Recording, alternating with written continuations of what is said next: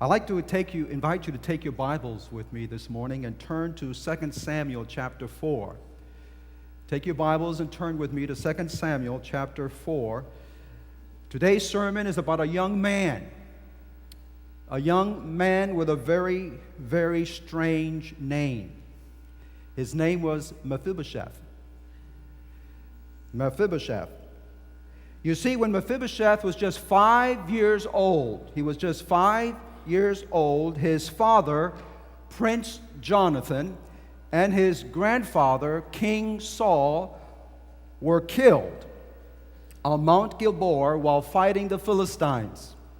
It's a very interesting story. I'm sure that most of you have already read it many, many times. It's a fascinating story, really. And when Mephibosheth's nurse, you remember, when this young man's nurse heard about the death of King Saul and Jonathan, she grabbed the little boy and she picked him up and she ran as quickly as she could with him because she wanted to save his life. Unfortunately, she tripped. She fell. Little Mephibosheth flew out of her hands, landed on the marble steps apparently, and both his ankles were broken. And the story says that he ended up a crippled for the rest of his life. In fact, I want you to see it for yourself in Scripture. So, as I mentioned, 2 Samuel chapter 4. And I'd like us to notice there chapter 4, verse 4. 2 Samuel chapter 4, verse 4. Saul's son Jonathan had a son named Mephibosheth who was crippled as a child. He was 5 years old when Saul and Jonathan were killed at the battle of Jezreel, that's in Mount Gilboa. When the news of the battle reached the capital, the child's nurse grabbed him and fled, but she fell and dropped him as she was running, and he became crippled as a result. Crippled. When she grabbed him, before she even realized what had happened to the boy, she ran as fast as she could and she went to a far off, out of the way place called Lodabar. A little community called Lodabar. She ran to Lodabar. It was a place of no account, Lodabar was. It was a town of ill repute. In fact, the name Lodabar means nothing. It was a nothing place. Nothing ever happened in Lodabar. It was just a place for hiding out, especially hiding out from the law.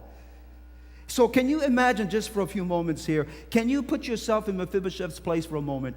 He knows that he is a descendant of King Saul, and that very fact puts his whole life in jeopardy. And so he spends most of his life hiding in fear. Hiding in fear. You see, my friends, as you probably remember in those days, when the king died and a new king occupied the throne, the first thing the new king would do was to kill all the sons, any remaining sons of the old king, and anyone else for that matter who would be a threat to his new power. And it is for that reason that this nurse, understanding that, she grabbed the little Mephibosheth and she ran with him and she hid him in Lodabar. And it wasn't until she got there that she realized, because the little boy kept crying and screaming and she couldn't console him. Here we are.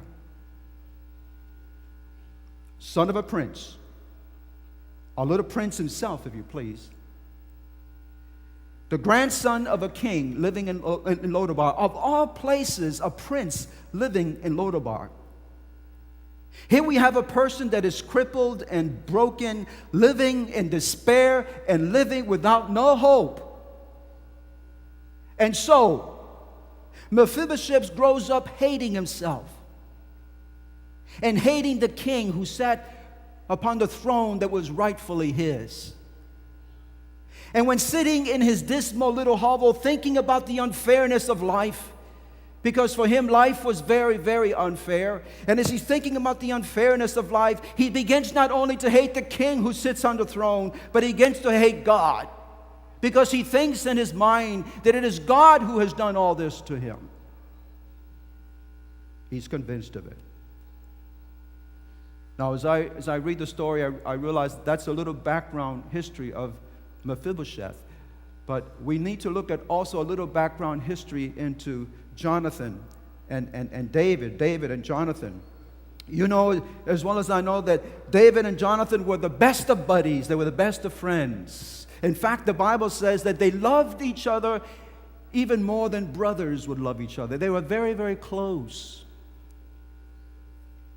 And we also know that several years after Jonathan's death, David became king of the whole land of Israel.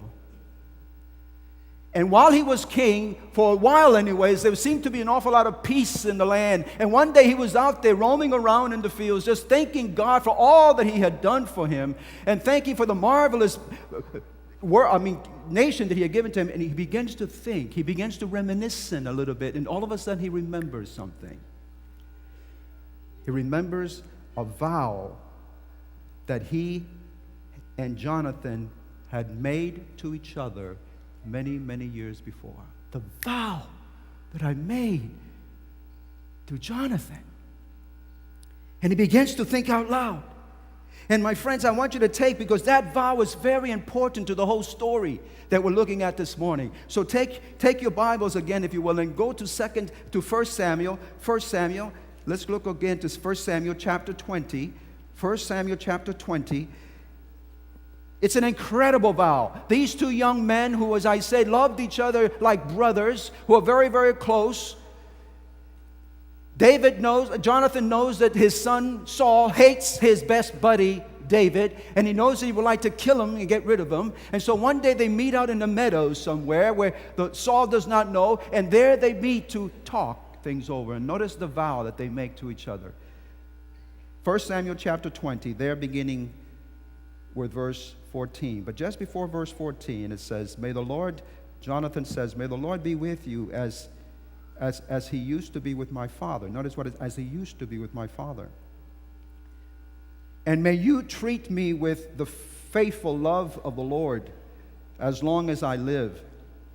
But if I die, David, treat my family with this faithful love, even when the Lord destroys all your enemies."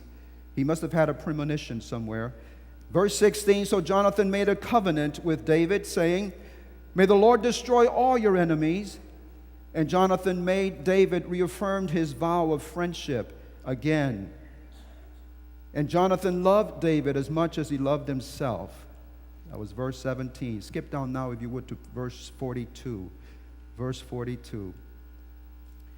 "At last Jonathan said to David, 'Go in peace, for we have made a pact in the Lord's name. We have entrusted each other and each other's children into the Lord's hands forever.' And then David left, and Jonathan returned to his hometown."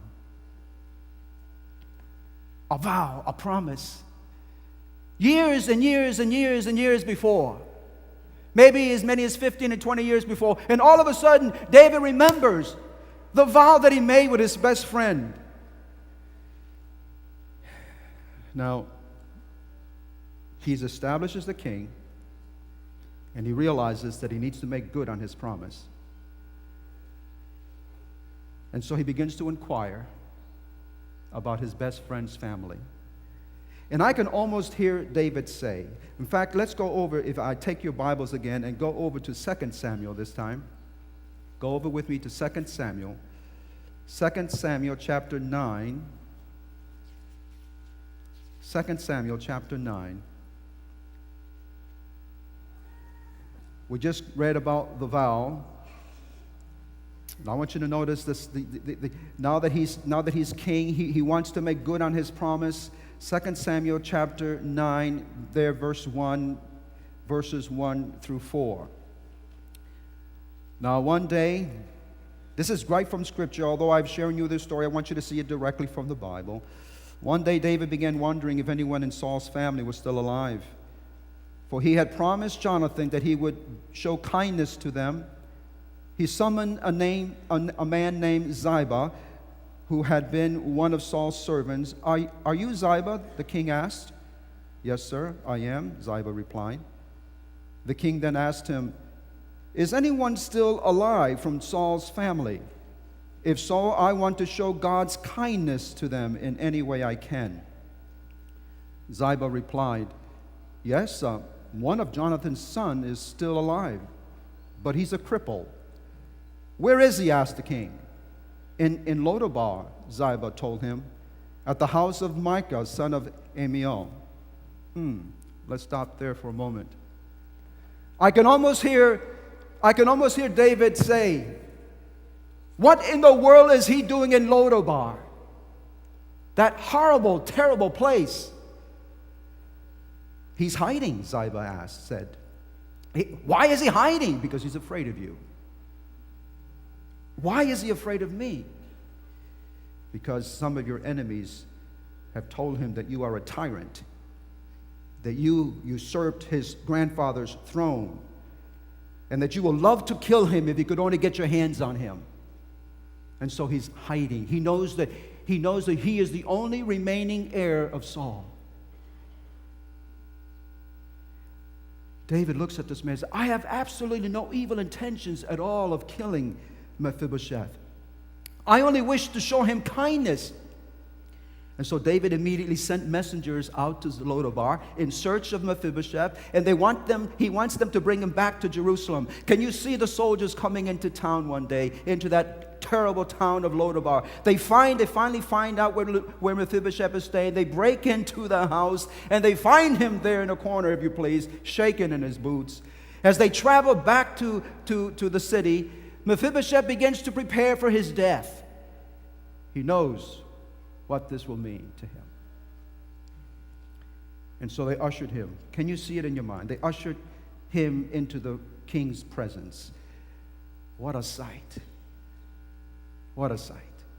David was shocked to see a destitute, terrible, trembling, crippled young man shuffling into the throne room, if you please, dressed in rags, leaning on homemade wooden crutches. A prince. David, startled at all of this, stares in disbelief at his feet.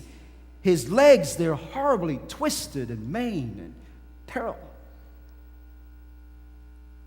Mephibosheth. Can you see Mephibosheth? He's expecting the king to get down off his throne, to pull out his sword, and to end the household of Saul. And my friends, the young man throws himself at the feet of the king. "Have mercy on me, O king. I know that I'm a nobody, but please have mercy on me." Mephibosheth was not at all prepared for what's going to happen next. He has no clue. The king does get off his throne and steps down. But listen, man, the king runs. The king runs towards this cripple, and he puts his arms around the cripple, and he holds him to himself. Incredible. Mephibosheth, he says, "Don't be afraid. Don't be afraid. I have brought you here not to kill you, but I have brought you here, Mephibosheth, to show you kindness, because I loved your father Jonathan, and because a promise that I made to him, that I would spare and love all his family members and treat them with kindness. Mephibosheth, I'm here because I want to do you some good. I love you." Look at verses 5. The same chapter, 2 Samuel 9, beginning with verse 5 this time. The same basic story, but I want you to see it from Scripture. "So David sent him and brought him from Micah's home. His name was Mephibosheth. He was Jonathan's son and Saul's grandson. When he came to David, he bowed low in fear and said, 'I am your servant.' But David said, 'Don't be afraid. I have asked you to come so that I can be kind to you because of my vow to your father, Jonathan. I will give you all the land that once belonged to your grandfather Saul, all the land that once belonged to your Saul, and that you may live here with me at my palace, at the palace.'" Mephibosheth couldn't understand. Mephibosheth fell to the ground before the king.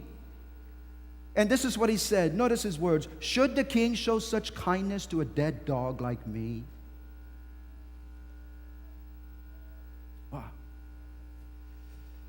I don't know about you, but when I see that, it just really... You really want to show that kind of kindness to someone like me?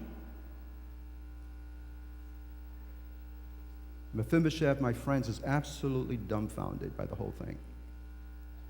And again, he fell on his face before the king, but not out of fear, but this time he falls on his face out of utter amazement, out of humility and gratitude. I can hear him saying again, "Who am I?" he said, "the dog that I am, that you should treat me with such generosity." And lifting his face a little hesitantly towards the king, his eyes blurred with tears, he focuses his attention on the face of the king. His whole attention now is on the face of the king. And all of a sudden, listen, my friend, the transformation made possible by an encounter with the king began. When he focuses in on the king and he sees who the king really is, a transformation begins to happen inside of him. You see, my friends, everything changes when you meet the king. That's what Mephibosheth is. Everything has changed for me. My life is all different. Why? Because I have met the king. Oh, my word. I have met the king. You see, lifting his face, he said, in other words, what he's saying is, you mean to tell me that I'm no longer to live in obscurity? That's right, Mephibosheth. You're going to live no longer in Lodabar. You're going to live right here with me in the palace. You mean that I'm going to be adopted into your family as a son? Yes, you are now. As of today, you're adopted into my family. And you will always eat with me at my table every day. In fact, I'm going to give you 36 servants. I'm going to give you all the land, not just of your grandfather, but of your father. Mephibosheth, what do I do to deserve this? Wow. And listen, my friends, I know we got to say this because this dramatic change had come about not because of anything that he was in himself, not because he had proven himself worthy of all of this. In fact, if you one day were to see Mephibosheth after all of this had happened, you says, "Mephibosheth, what's made all the difference in your life? Mephibosheth, why is all..." Mephibosheth would have said something like this, I believe. He would say something like this. He says, "Listen, my friend, everything has changed for me because I have met the king. I have discovered that I'm loved." You see, he would go on to say, "Listen, the king that I feared has turned out to be gracious and loving and kind. And it is as his son, as a member of his family, in my relationship to him, that I have found that I am worthy, that I am worth a whole lot." Everything has changed because I have met the king. It isn't because I have new shoes that the king has bought for me. It isn't because the king has given me brand new gold medal crutches. Then I can hear him say, listen, you know what else he would say? He says, it still seems incredible to me, but please listen, he says, "But all of this is because of a covenant that the king made with my father in a meadow long, long, long ago, even before I was born." I don't know about you, but I don't know if you can read between the lines, but I know you can. Because at this point in the story, I have to say to you that the gospel is coming through so loud and clearly. It's amazing to me how many places in the Old Testament the gospel comes through. In fact, you know, if you've been studying your Sabbath school lesson this week, if you go back and just go back to Wednesday's section, and the whole title of the Wednesday section is the gospel in the Old Testament. Do you remember that?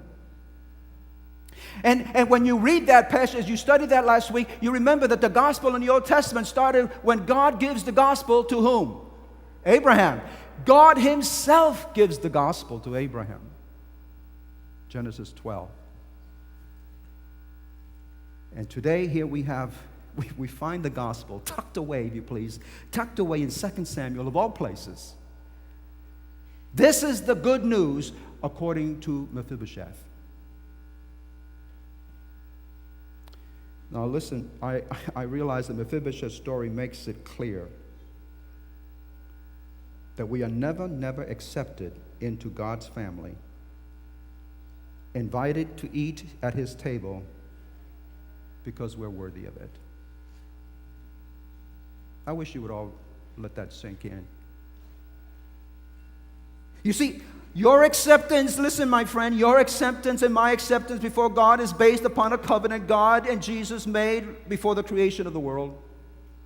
At some point, far and distant future into eternity, before the world was made, God the Father and God the Son pledged their eternal love and loyalty to each other in a solemn covenant.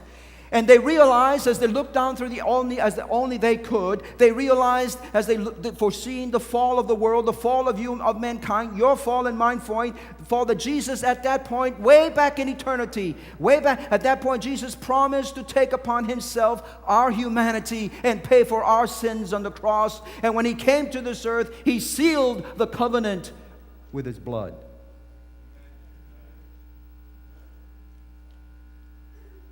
So we are given an honored place in the kingdom of God because of the everlasting covenant of grace. And so the story of Mephibosheth is really all about grace. It's about the kind of grace that reaches out to the undeserving, and lifts them up out of their condition, forever changing them. Everything changes when you meet the King. That's the essence of the gospel. For the sake of Christ, God promised to show mercy and kindness to everyone related to Jesus. Jesus became related to us by creation and by redemption, the spilling of his blood. And so, listen, the story is beautiful, but listen, like Mephibosheth, you and I come before God crippled, twisted by sin, afraid of the God. There are a lot of people who are afraid of God, just like he was afraid of that king. We come before him wretched, miserable, and naked. We have nothing to recommend ourselves to this king, yet God accepts us, loves us, because of the covenant that he made with his Son. This unqualified acceptance, my friend, is based on the king's regard for Jesus Christ, the righteous one, our holy substitute. And when we are confronted with this good news, when you and I are confronted with this good news, and it begins to make sense to us, and begin to sense what God has done for us in Christ, I don't know about you, but I always like to, during the week at some point, say, Lord, help me to remember, what is it again that you have done for me in Christ? If you don't keep reminding yourself of that, you will lose it at some point. What is it that you have done for me? And begin to, and then you say, praise God, all of that, and more. All of that and more. So when we find ourselves like that, all of a sudden we are filled with humility. We are filled with gratitude. And like Mephibosheth, we find ourselves prostrate on the ground before God and saying, God, how can it be that you are so generous to me? How can it be that you can be so merciful to me, the sinner that I am? We will never in this earthly life be able to find any good reason within ourselves as to why God should treat us so graciously. Instead, as long as life shall last, your heartbeat and my heartbeat will always cry out, how can it be that God accepts me? Do you think Mephibosheth sat at the king's table one day, smugly thinking to himself, you know what? I deserve all this by rights because of who I am? Never. Never. You see, show me a truly humble believer, and I'll show you a person sitting at the king's banquet table who knows that he is unworthy to be there. Unworthy to be there. Listen, there are many things I haven't figured out in life. Many things I have not figured out in life, but there's one thing that I do know for certain. I know that everything changes when you meet the King. I know that everything changes when we accept Jesus Christ as Lord and Savior. Everything changes when we accept Him as our righteousness. Everything changes when we accept Him as our substitute and surety, as our mediator today in the heavenly sanctuary. Everything changes when all of that dawns upon you. No longer do we see ourselves as God's enemies. We are now His sons and daughters. And we are now more closely, we are now more closely related, united to God than if we had never fallen. That's exactly right. I read it this week, Desire of Ages, page 25. Beautiful statement there. But for me, for this to become a reality in your life, in my life, we must come to the place where we see the King as Mephibosheth did. We meet the King. Not only do we meet the King, you must also know the King for yourself intimately and relationally. My telling you about this is not good enough. Choose to become a part of the King's family. Feed and fellowship with Him every day. Your life will change immensely. And remember, everything changes when you meet the King. Everything changes when you know the King.